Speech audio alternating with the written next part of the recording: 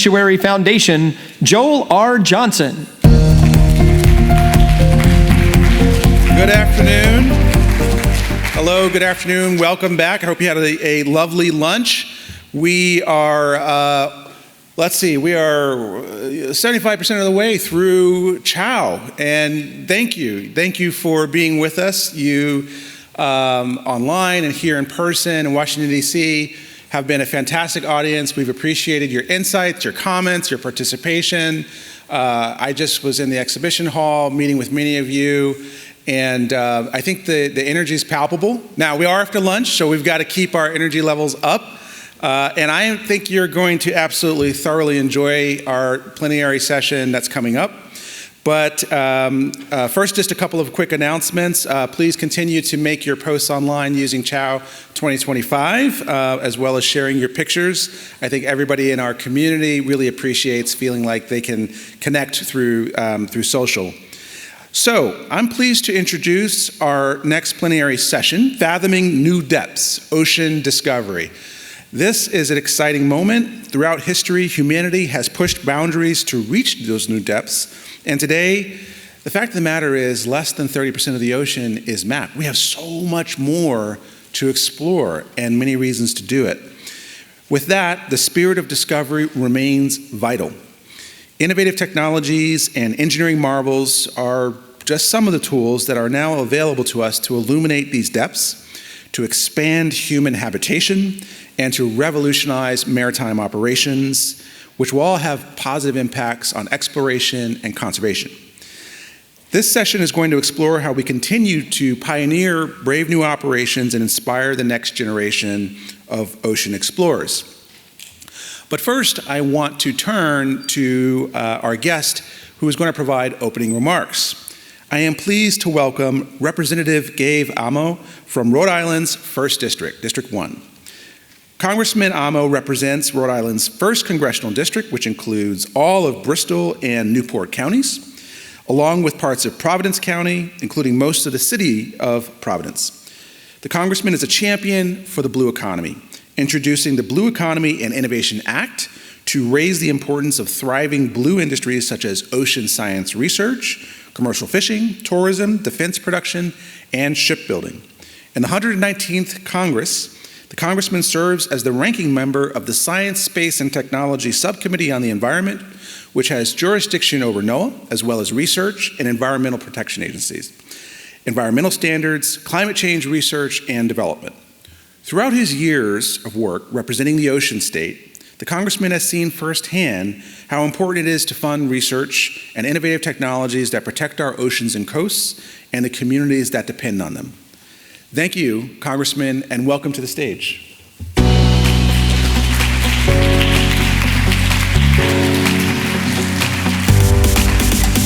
Good afternoon, everyone, and happy Capitol Hill Ocean Week. And as I heard backstage, it's also referred to as CHOW. And so as a foodie, I know on any topic we talk about today, I'm in the right place, whether it's the oceans or the things that we consume. But in all seriousness, I am so very honored to join you for this session on ocean discovery. And when I think about human potential, we've always had a deep connection to our oceans as we've discovered the heights and promise of who we are. I have, as you heard, the great honor and privilege of representing the 1st Congressional District in Rhode Island. And with our nickname like the Ocean State, I could think of no better place to be than here with you today. For most people, the phrase the great unknown conjures up images of Neil Armstrong walking on the moon. Most people think that in the 21st century, there is no great unknown left.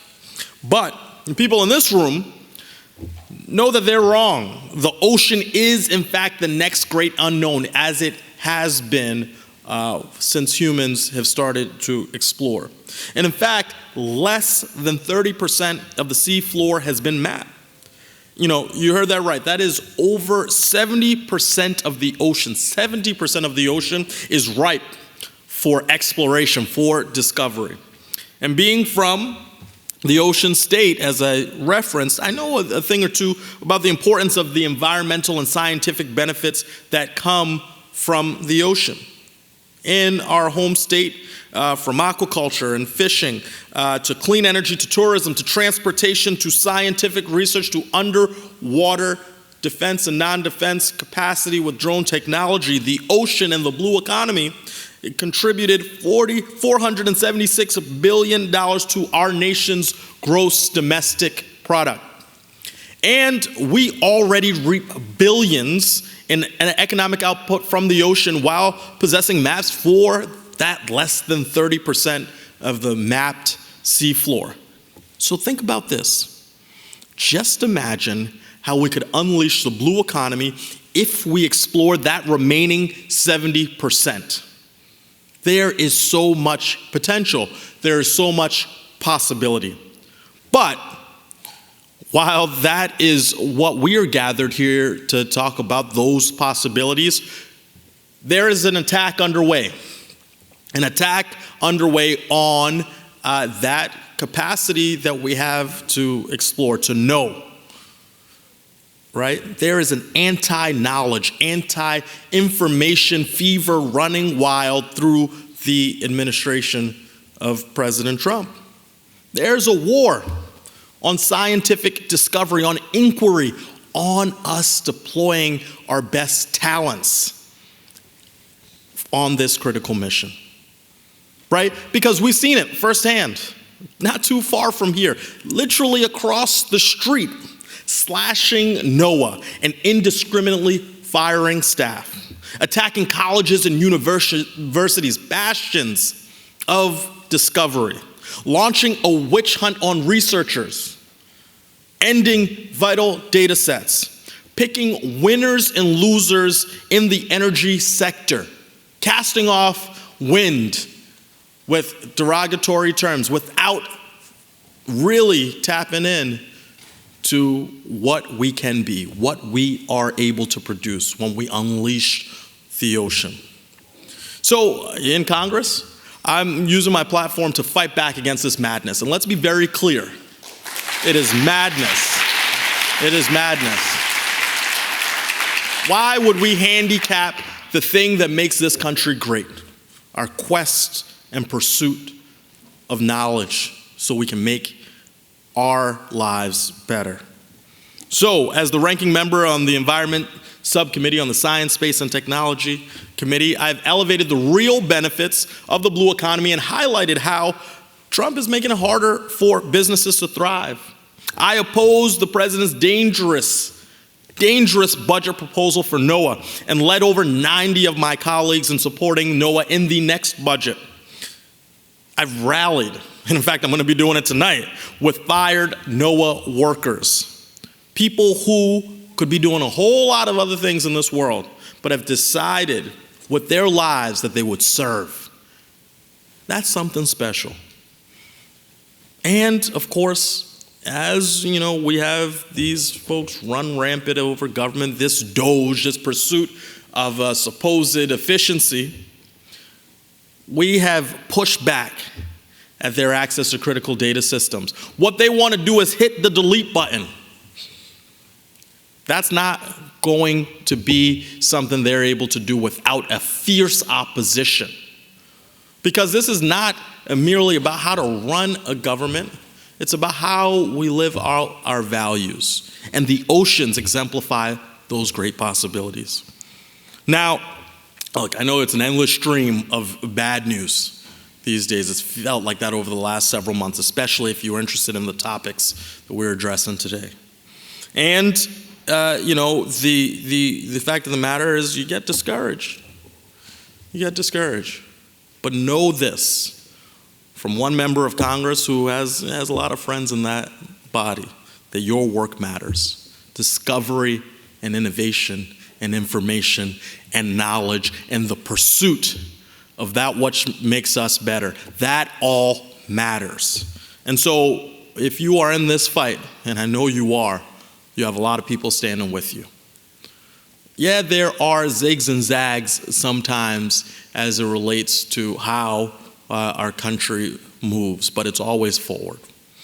And you have a partner in me and in so many across this country. And we will rebuild, restore, reinvigorate, and go even further than we've ever been in this work, especially as it relates to ocean discovery. So I'll turn things over to Joel in a moment, but I also want to acknowledge someone you're going to hear from because she comes from the great ocean state. I want to give a shout out to a Rhode Islander on the panel coming forth, Katie Croft Bell, founder of the Ocean Discovery League. So give her as warm of a reception as you gave me. I would appreciate that. But I am grateful for you. Thank you for what you do. Thank you for being here. Thank you for continuing to advance our ability to make the ocean a critical part of our future. And with your help, your work, and your collaboration, I know that it will be. Thank you, and have a great rest of Ocean Week here in the Capitol.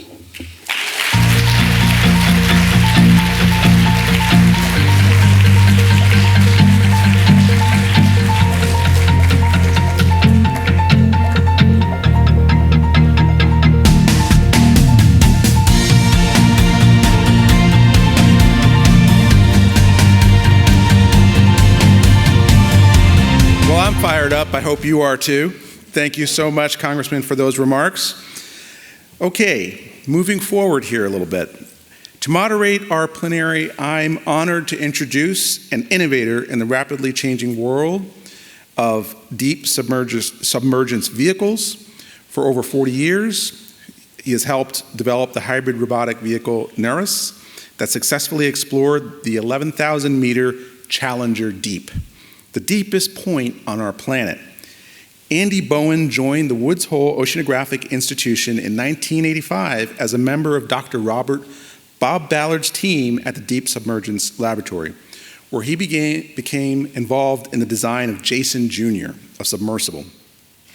After a successful survey of the Titanic by Alvin submersible and Jason Jr., work began on the design of the Jason vehicle, one of the first robots intended to explore the ocean depths up to 6,000 meters. Mr. Bowen assumed responsibility for the Argo Jason development program in 1988, and Jason paired with Alvin and became part of the National Deep Submergence Facility, the NDSF, maintained and operated by the Woods Hole Oceanographic Institution, WHOI. So NDSF provides oceanographic researchers in the US and with their international collaborators tremendous access into the deep ocean through the use of autonomous, tethered, and human-powered vehicles. I'm pretty impressed with Dr. Bowen's resume. Welcome, Dr. Bowen, to moderate this plenary.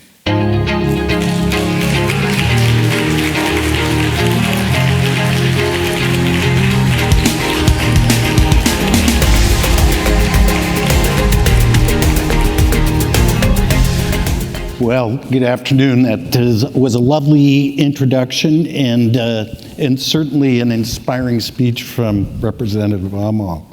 I really, his words resonated, to be sure. I'm going to introduce each member of the panel in a moment, but I thought I would take just a couple of minutes to make some observations that will be relevant to the discussion we're going to have this afternoon, and are more or less based on what Joel referred to as 40 years of experience in the development of technology for exploring the ocean. I suppose having been having a front row seat to that period of time, the observation I would make is one of encouragement that a lot of the young members of the audience here will make incredible discoveries, both with regard to science, but also the technology that's so critical to doing work in the ocean, which, as many of you know, is a challenging environment. I feel as though our world is sometimes not fully appreciated with regard to the technical challenges that really are apparent in working in the ocean.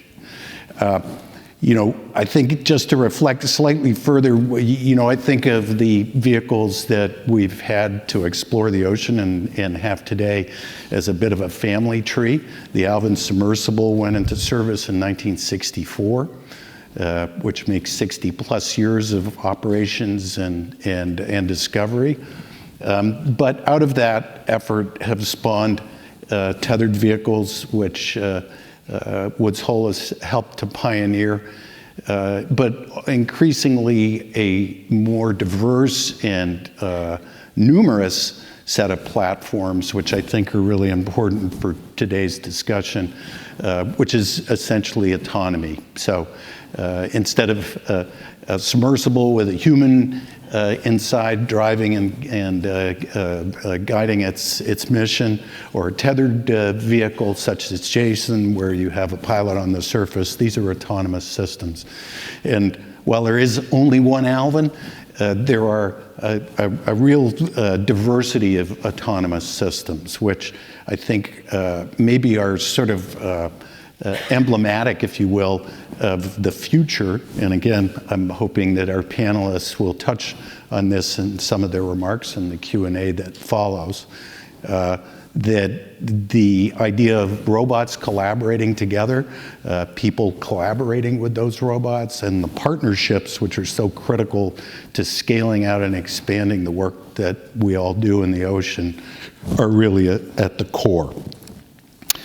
So I'm really very honored, first of all, to be here, to be asked to chair this discussion.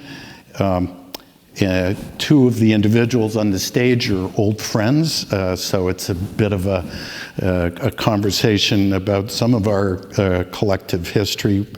And I'll start with Dr. Katie Croft-Bell, who, as you heard from the representative, is the founder and president of the Ocean Discovery League, which is a nonprofit organization dedicated to accelerating deep ocean exploration by developing accessible systems to broaden the community. I think crowdsourcing almost. There is a huge role for that aspect to expand or scale out what we need to do to meet the challenges of the future. Katie was previously vice president of the Ocean Exploration Trust and vice chair of the Marine Protected Areas Federal Advisory Committee. Moving on to Rear Admiral Shep Smith, who is a new friend, and very grateful for you to be here. Shep retired from 28 years as a member of NOAA, and in particular, the Nautical Charting and Hydrographic Survey Program. He was co-chair of the task force that developed the so-called NOMAC strategy, and we'll talk further about that as we go through our discussion. And Shep now serves as the chief technology officer for a company called X-Ocean. And X-Ocean is really part of a new generation of tools that are being developed both in academia, but often being transitioned or applied to sort of blue economy needs. And that's essentially a fleet of uncrewed vessels. And Admiral Smith is proximal to that and playing a huge role. And finally, Dr. Vicki Farini, who is a senior research scientist at Columbia University's Lamont Doherty Earth Observatory for only a couple of decades. She's been at the forefront of acquiring, processing, and interpreting ocean mapping data from across the globe. She leads several key initiatives that ensure U.S. academic marine geoscience data are preserved, accessible, and usable. No mean challenge or feat. Maximizing the scientific impact and return on the investment which is made to gather that data. Dr. Farini also serves as head of the Atlantic and Indian Ocean Regional Center for the Nippon Foundation Seabed 2030 project, where she's collaborating with international mapping communities to advance global seafloor mapping efforts. And my final thought is, my day job is managing the deep submergence facility, as Joel mentioned, and I lean heavily on Vicki's insight to guide us in the realm of how we gather deep submergence data, and the strategy and planning. I will be forever grateful for your involvement. So that's the panel today. We cover the waterfront, if you will, all the way from, I'm not a panelist, but a lowly engineer who knows something about the nuts and bolts. We have a strong representative of the blue economy, and I feel we cover the spectrum all the way from large area map data sets right down to detailed imagery of the seafloor. We'd like this to be audience participation. I think there is a mechanism for passing on questions, and really I would love for you folks to take advantage of this group on the stage and feel happy or pleased or excited about filling out questions, and I will use them to help guide our discussion. So please, based on any of your interests, forward all of these things. I think I will, and in my notes here, I have a few questions to sort of kick things off. And I will probably choose best to, because I think some of these cut the areas that our panelists are expert in. I would like to sort of give each member an opportunity to discuss their perspectives on these questions. I think I'm going to start out by maybe asking kind of an obvious question, and maybe some of you in the audience can appreciate this. But for me, and I mentioned it earlier, mapping the ocean is hard. And I would maybe argue that a bit of data about the ocean is not quite as valuable as a bit of data about our terrestrial or sort of atmospheric world, and that has driven some of the economics. But I really would like the panelists to sort of focus on, from their perspectives, what are the hard parts about overcoming some of the challenges that the ocean represent to push forward our ability to understand it, both from the mapping perspective, but also how that leads to scientific discovery. And I guess just sort of going in order, Katie, if you want to. Do you want to start with the mapping side of things? Sure, I'll kick in first. I guess the first thing I'd like to say on this sort of thing is that mapping the ocean is hard because light doesn't penetrate the ocean. Yep. And we can map the Earth, we can map Mars, we can map the Moon because we can do it from satellites with remote sensing. And it has to be done essentially to get the resolutions that we're really interested in. You really need sonar to do it really well, or to get very detailed. You can get very close and get a little bit of light, but that's what drives it. And so in deeper water, you can get a much bigger area. In shallower water, it gets very hard. So you sort of might think that the deep water is the hard bit, but for general mapping purposes, it's the shallow that really gets harder. Maybe can I tell a quick story on this? The floor is yours. So when we were developing the NOMEC strategy, we said, well, how much is it going to cost? How hard would this be to do? What's the NOMEC strategy? Oh, sorry, the National Ocean Mapping, Exploration, and Characterization. Thank you, Katie. So this was an effort that was done in the sort of 2018 to 2020 sort of time frame that brought together all the ocean mapping efforts across the government and figured out how to include academia and commercial, et cetera, into one national mapping effort that would meet most applications' needs and really stressed interoperability and data sharing so that we could do this credibly and efficiently. So there's a number of parts to it, but when it came to sort of after we did the data sharing, I keep gesturing to Vicky because she's been really instrumental in that data coalescing all the available data, making it interoperable and available. So once that part's kind of done, there's still a huge amount of actual mapping to do, and when we sort of estimated how hard that would be to do, the deep water, you could come up with a number that you would be okay sharing in public. And you could imagine the capacity that we as a nation have for ships that are equipped with sonars, for instance, to be able to do that in a time frame that you could talk about in public. The math doesn't work into shallower water. So when you go from 200 to 40 and on in, it gets exponentially harder to get that same done. That's the same level of effort. So I'm looking down at John Armour for the sanctuaries. Sanctuaries are mostly, not all, in that shallower water. And so when it comes time to, surely we've mapped the sanctuaries. Well, not really, because of this problem with shallower water. And that really inspired my desire to work to go into autonomous vessels, because that was the way to scale, to get that shallow done at scale. So I'll stop. I'll stop. Turn it over to the others. Yeah, Katie, I think the scale question is something perhaps you can speak to in terms of mapping. Yeah, that's a great segue. And for the National Ocean mapping, exploration, and characterization, I just want to disentangle those a little bit.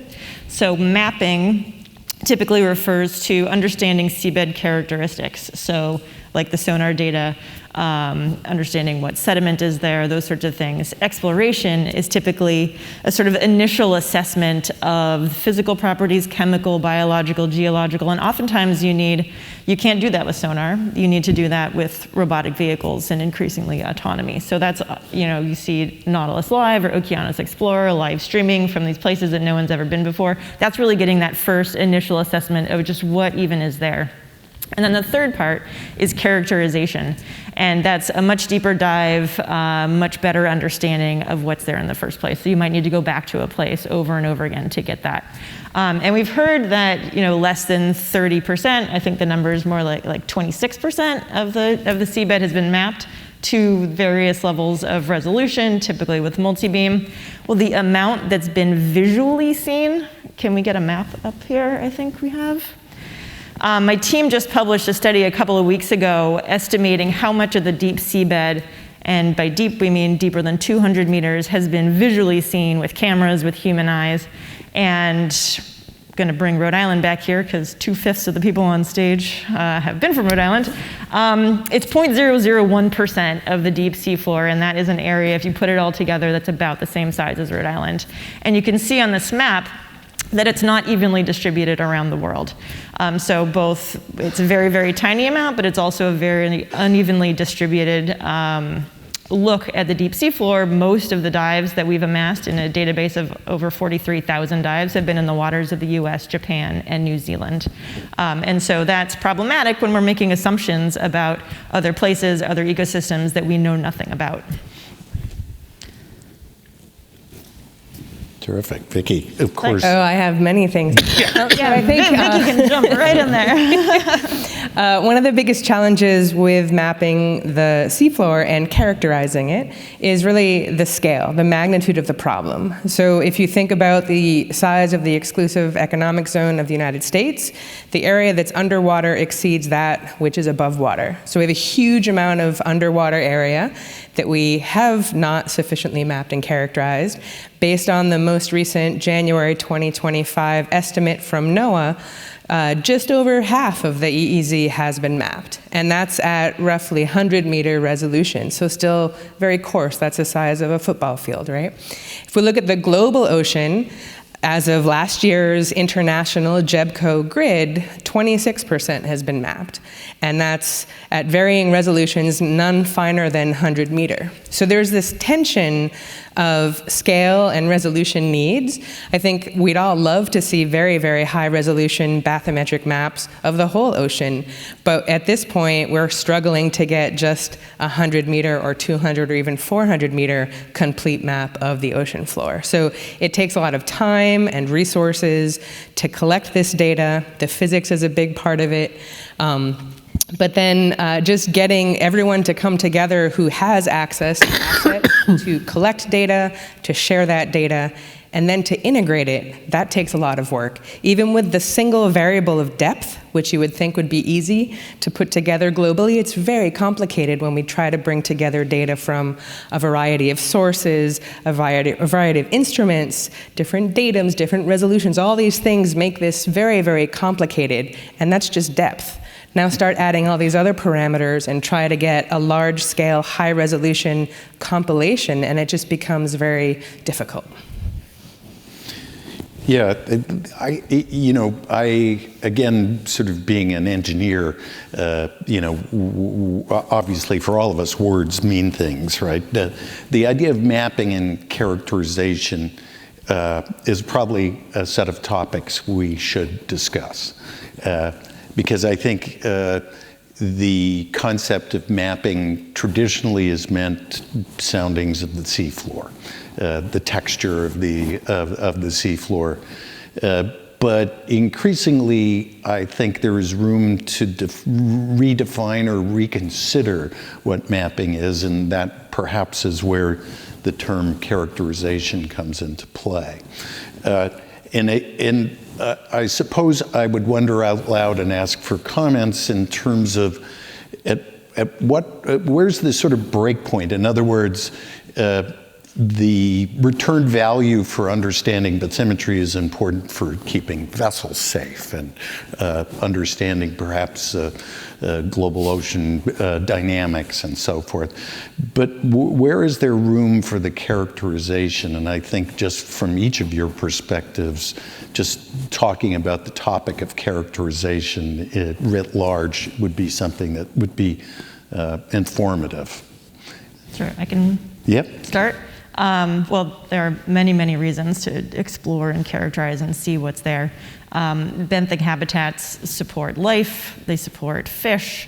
People eat fish. Billions of people rely on proteins from the sea to survive. Increasingly, we're discovering new chemicals from marine organisms like sponges for pharmaceuticals. So there have been therapeutics developed for AIDS, for cancer, for COVID that have been derived from marine animals. Not necessarily deep, but there's so much more to explore.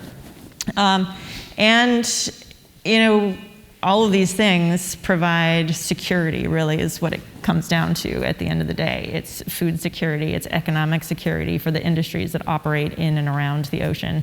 And it's a matter of national security, obviously. The Navy is very interested in what's going on here. And we need all of this information to understand these habitats, understand what roles they play in the global system. Climate change, for example, is a big thing. We've seen increasing temperatures down into very deep waters.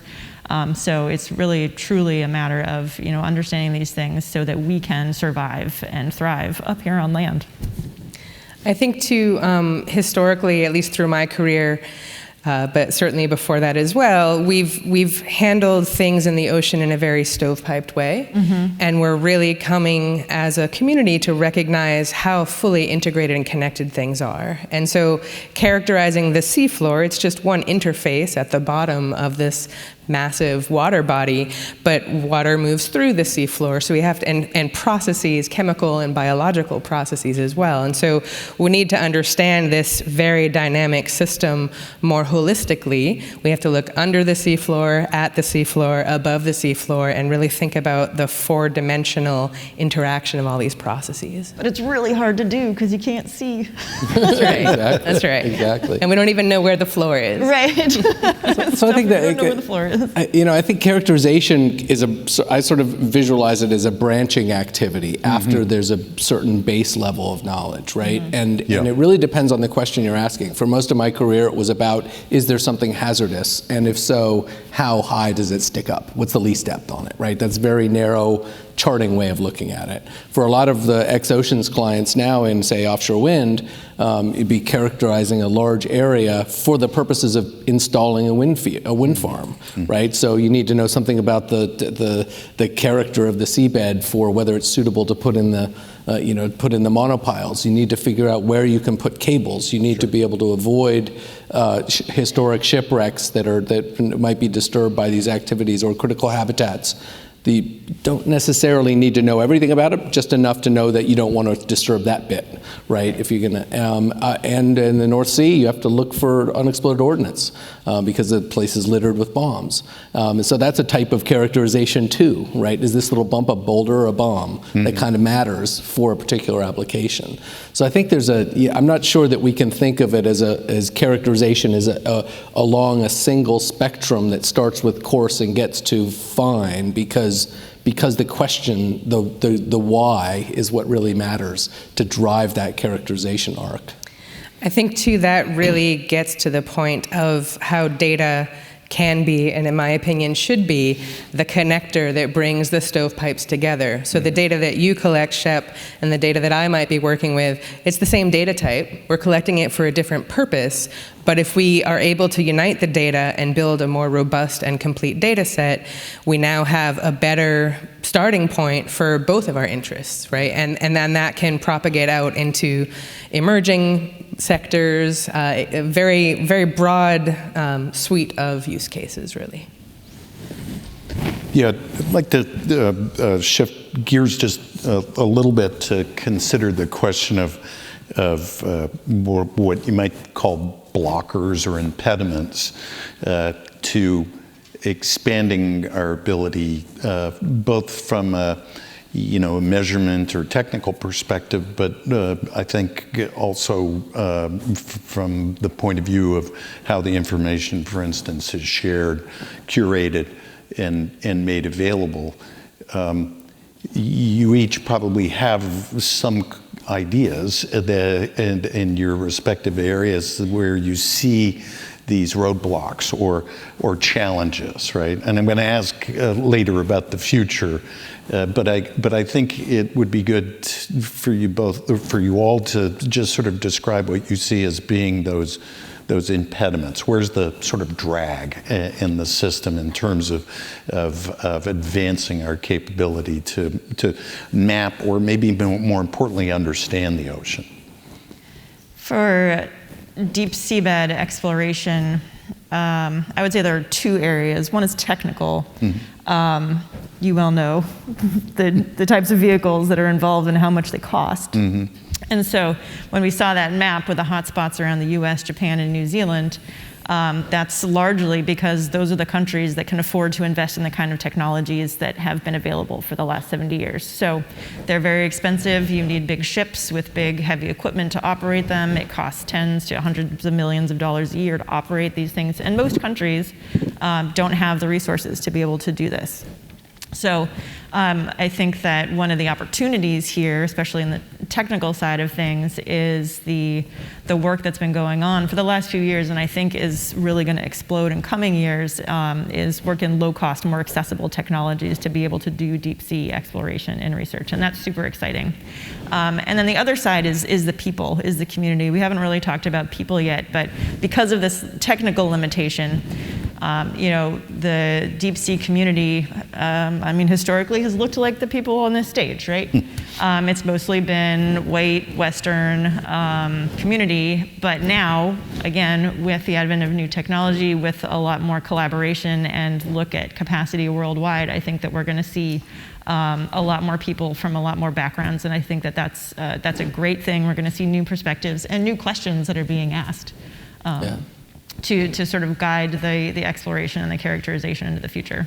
So I double answered you the answer, the challenges and some solutions. Yeah, and I'm going to come back to the concept of sort of democratizing the research, because I think that's a place where your insights could be really valuable for the audience. But Shep, what, from your point of view, where's the long pole in the tent, right? Is it regulatory? Is it technical? Is it all of those things?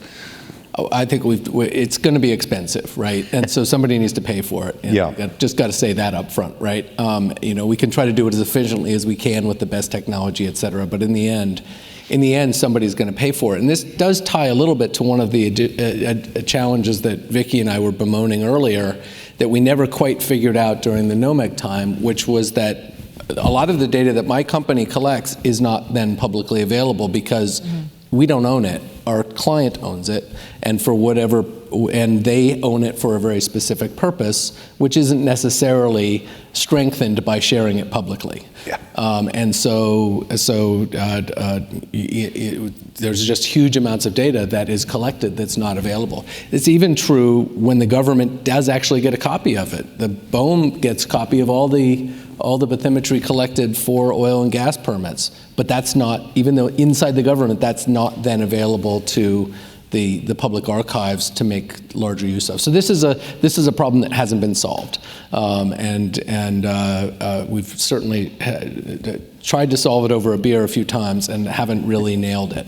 But I want to touch on the people part, because I think there's a huge opportunity here for essentially democratizing participation in this through remote access. Just in the last few years, my company shifted from a traditional Iridium low bandwidth way of doing things, added Starlink, and everything is just as if you're there. Yeah. We've got the high resolution cameras, we've got full access to the computers as if you're there, and therefore the people that can participate are doing it without a lot of the same constraints of where they live or what kind of a life they have to structure around being able to go to sea. We have young family, parents in young families that spend their day on one of our boats and then go down to dinner, right? And so we can broaden the pool of people that are available to participate. That's awesome. So I think there's a huge solution here as well.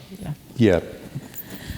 So one of the things that keeps me up at night and has for a long time is thinking about how many more data systems, data acquisition platforms are out there that are new stovepipes. They're not being connected. We struggle already with the academic data that's acquired and the federal data that's acquired, which is a large volume of data, and just getting those to be integrated in a complete data set. And now of course, it's a good thing. We want to proliferate more sensors and more capabilities, but we don't have a solution to really get this data funneled into an integrated system. And so all of this data is still, especially at scale, quite expensive to acquire.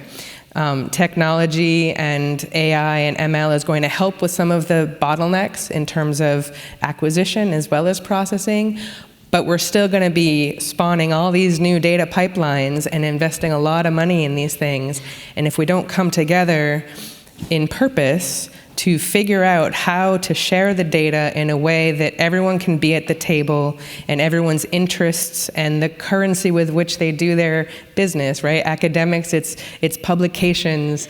Companies, it's the bottom line, I presume, right? Like there's different things that drive us, and so we might not have the same freedom in terms of how much data and what resolution we can share, but can't we find a baseline, and can't we also help, make it known that data exists that maybe could be sold if that's the model that keeps that data pipeline growing, right? So there's a lot to do to really optimize this ecosystem of data acquisition and collection to really build the full return on investment for all of us.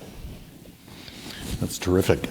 Do we have any audience questions? And again, we've got a tremendous resource here up on the stage, and I think thank you for passing these along, because I could ignore this opportunity and exploit the discussion for my own benefit, but that's not why we're here. So here's a question, and this actually is part of one of the notes I have. So thank you for whomever gave this to me. And it's simply, I think, the role of the government in terms of supporting science and exploration, and how that parses off or complements, overlaps the idea of commercial interest, right? And so here, I think, is the nature of the question that's similar. Is what's the role of NOAA, NSF funding and exploration, and what impact will proposed cuts have, and what should we do to help? Which is lovely. Thank you for asking that question. I think I will say, before the panel answers the question, have hope. I think we're all here, expecting to come out the other side. In many ways, I'm going to choose to believe stronger and better. Through adversity comes power, and I'm going to hand it over, without going any further down that rabbit hole, to the panelists, and we've been going from Katie, but now we're going to go from Vicki.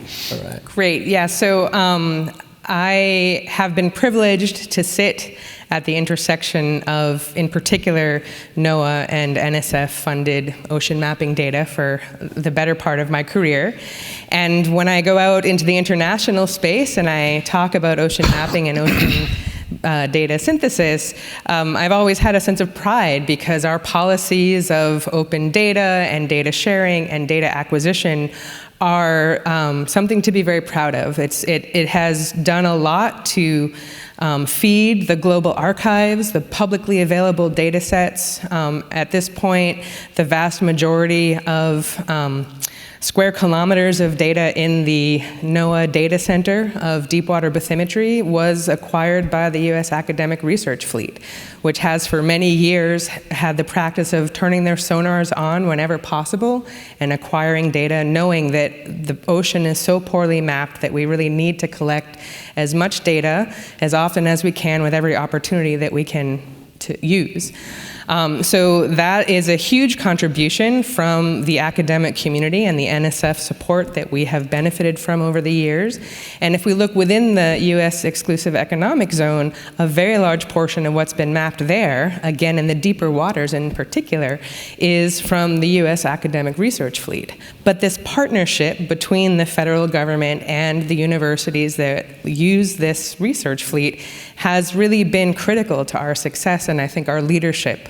And again, it's something that I think we should be very proud of. A lot of data systems, a lot of tools for integrating data have come out of this investment that have benefited not only us, but the rest of the world, which is a wonderful place to show our leadership.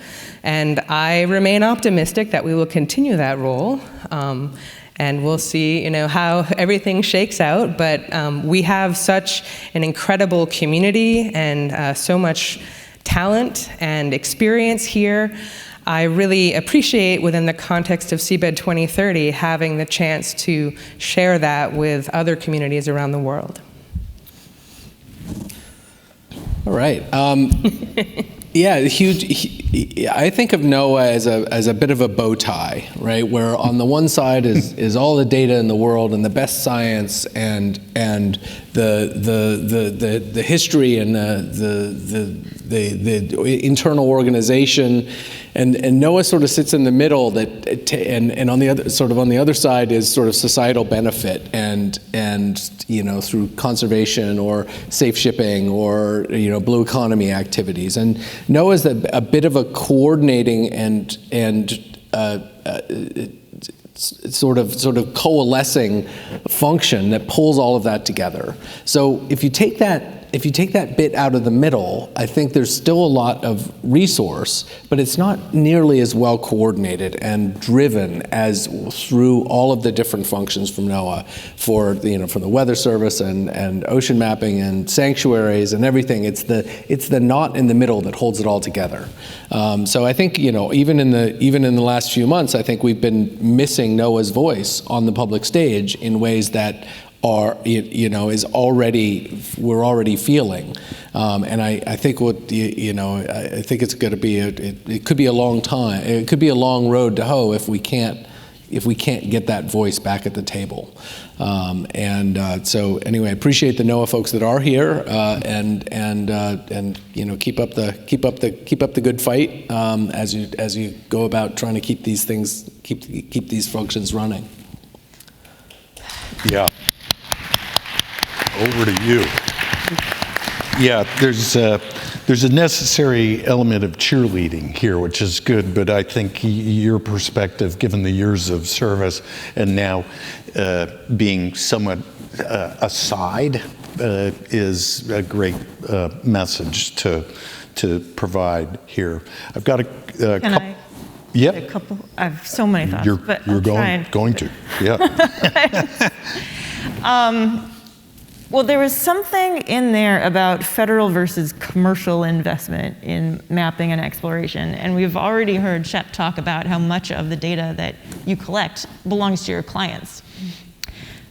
Federal funding is collecting data for the public good. It's for everyone, no matter what the end purpose may be, and that's absolutely critical. One of the things that sets the United States apart from most of the rest of the world is our investment in science and exploration and discovery, and we need to maintain that level of investment, period. NOAA specifically is gotta be the best bang for the buck in the federal government. I mean, NOAA does so much with so little, and to propose that they can do all of the things that are required, from forecasting weather to managing fisheries to exploration to seabed mapping, ports and harbors, all of these things are critical to everyone in the country, whether we know it or not. So, a huge shout out, double shout out to NOAA. The final thing was, what can we do about it?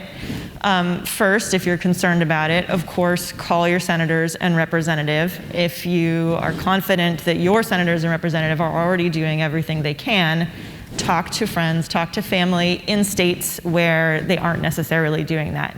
Those calls matter. They matter a lot. Another thing you can do that will not change policy, but will show appreciation for people in the federal government, whatever agency you decide, if it's NOAA, if it's NSF, it's Fish and Wildlife, whatever it may be, right? Find addresses, find people in different offices around the country and tell them that they're appreciated and that their work is important, because they're going through a tough time right now and they need to know that. I'll stop there. Yeah.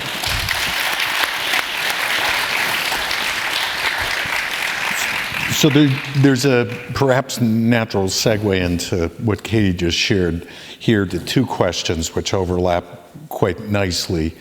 And I'll do my best to sort of paraphrase, but we have, as I mentioned earlier, a number of young members of the sort of ocean science exploration community here, and the question is, what recommendations do you have to someone who is early in their career and who wants to help and to map the ocean, as well as provide the basis for conservation?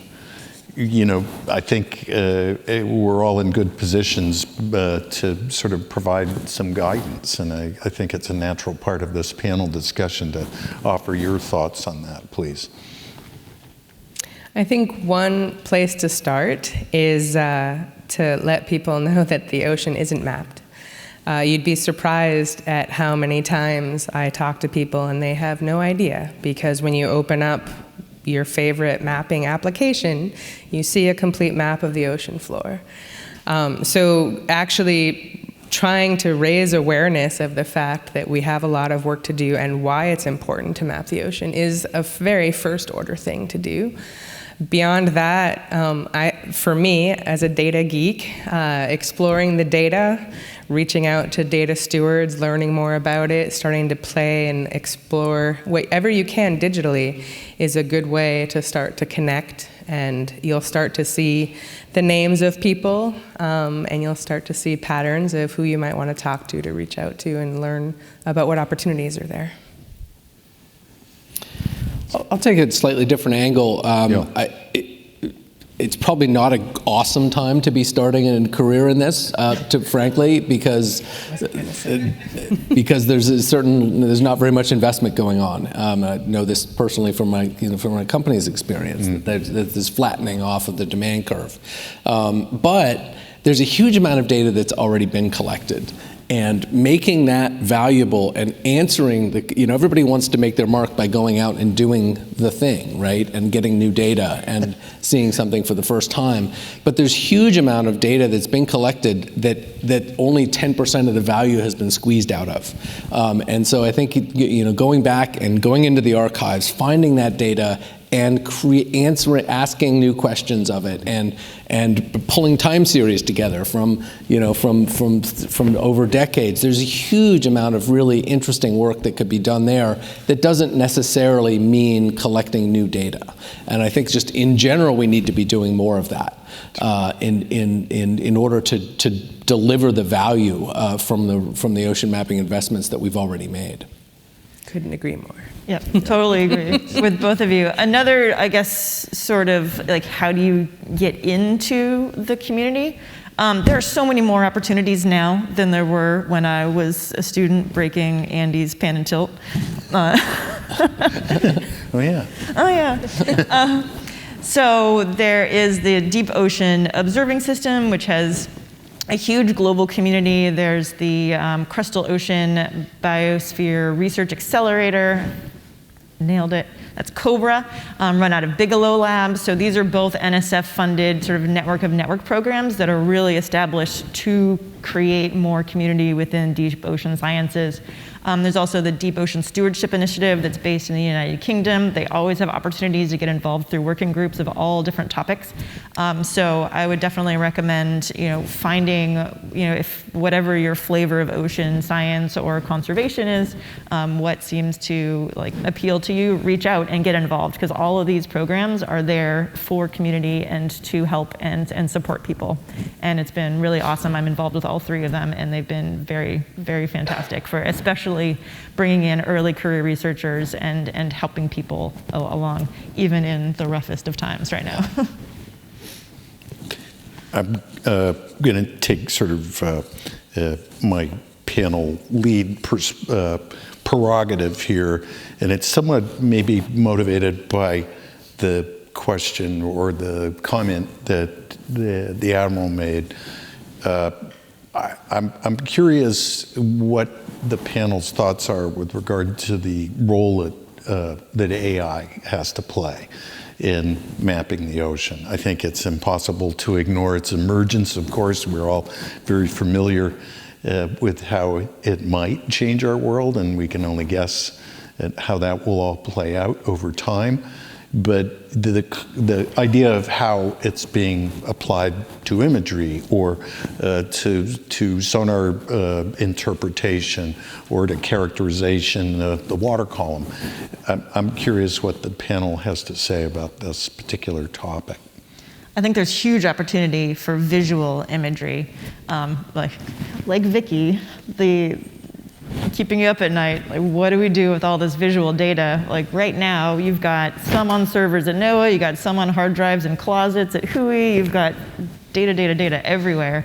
And we just don't have the manpower right now to be able to go through it and take everything there is to sort of learn from it. Similar to sonar data, you might have a volcanologist who did this one cruise who was looking at the rocks but didn't care about the sponges or the corals that were growing on it. So this whole cruise has never been looked at from a biological perspective. So there's a huge amount of data already out there.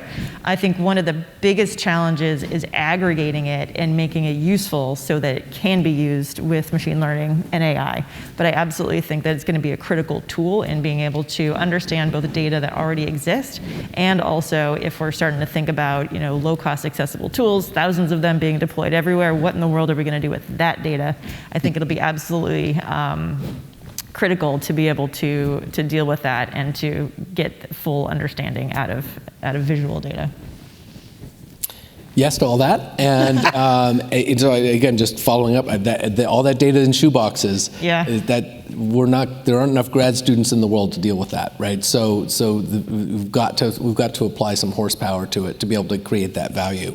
But I also think that there's a getting ready for the next generation of collecting more data faster, that we simply can't do it in the way that we used to be able to do it, where you maybe go out on a cruise for a month and then you'd spend 11 months, massaging the data and et cetera. So there's just, if we scale the observation in the way we need to, we're not going to be able to keep up in the old way. So we have to come up with new tools for handling that data, characterizing it, creating the value. And frankly, those of us that have been around a while are not the smartest ones at this. So, we need all of you who are probably a little bit more AI native, or at least closer to it, to lean in and bring these concepts from one world and apply them to the other. Even imagery into sonar is just another kind of image, right? If you just structure it right, and then you can get those interpretations right, and find the bombs and the logs and the torpedoes in the backscatter data, for instance, right? Yeah. That would otherwise be very laborious. So yeah, I agree with all of this. The dark data problem, the data that's not online, is a huge problem that I've been trying to help with my whole career, and we still have a lot of work to do, and it's surprisingly hard to fund because it's hard to even determine the magnitude of the problem to try to digitize it. The other thing I just wanted to throw in here is, even as we are creating large global repositories of data or data products, the really important thing that we have to do is make sure that we're being future ready. We don't want to just build a product at a set resolution and that's the only thing we share. We want to grow the archives of data that are publicly accessible, that are truly interoperable, so that as these algorithms become more robust and as more data flows in, we can start to really accelerate the pace. And we are nearly near the end of our hour, so this will be a speed question, but it's based on an audience question here. Imagine you have a detailed map of the entire ocean. What would be the steps, and this has got to be 20 seconds or less, you might take to advance the conservation opportunity or outcome of having that lovely data set, result, understanding? Almost an impossible question, but we'll end with that. It is a pretty impossible question. I'll go first and get it over with. I think we're going to have to create some very clever algorithms to be able to comb through that. We can't get through the data that we already have, and it's not very high resolution. So, I think there's a real risk here, and this is always the risk of, often it's paid for some blue economy purpose, and then we need to be doing the conservation management in parallel as the data becomes illuminated at the same moment. So the conservation management side needs to keep up as fast as possible with the best available data, or else the orange roughy tragedy is going to happen, where the seamounts get mapped, they get fished out before they're even named. Yeah. Katie, I agree with all that. Over to you. Take us out. Take us out. I'm going to get back to people and the need for broadening the community, because all of us in this room probably have very different questions and motivations, which are very different from somebody in the Cook Islands, which are very different from somebody in Ghana. So if we have that map of the complete seafloor, I hope that we would bring more people into the conversation, because, to echo our keynote speaker's comments this morning, we can't build that future alone. That's terrific. Well, Thank you very much for everyone sticking with us. I think it was a great discussion. I really appreciate the panel and the audience questions, and thanks very much for joining us. Right on the money.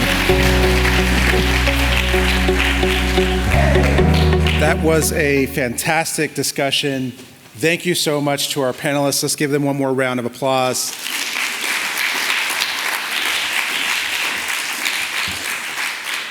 I want to just kind of take one of the notes that came up in the discussion and just reiterate it for all of us here.